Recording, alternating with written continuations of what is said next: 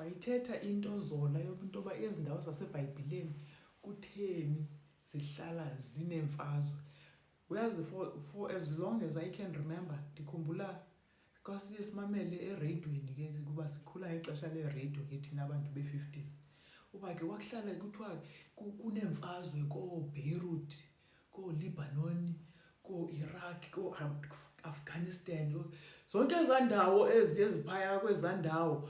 And umhlola xa sowubuza uba ke ziphi ezi ndawo kwakuthiwa ngooGomora nooSodom ezezatshatyalaliswa kwathiwa akusekho nabayi-10 abarayithi, zikhonjwa kwezaa ndawo.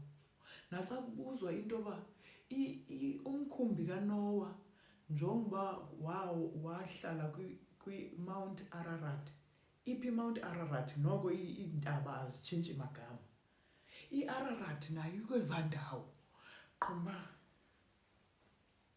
yiyo ke le nto mna ndinento ekrokrayo uba ke silithemba lakhe lokugqibela apha eAfrika. Ndinendawo ekholelwayo kakhulu loo nto uba silithemba lakhe, besingathi silityelwe kwizistoryline zomntu wonke, kanti sifihliwe, siprotekthiwe, sigcinelwe apha ekugqibeleni. Kusezawushow ofa ngathi kule continent. Kofunayo ke phofu, akukho mntu onyanzelweyo. Uyakhonsenta ke kweli cala, awuvele nje uvuke ekuseni sowungakulo.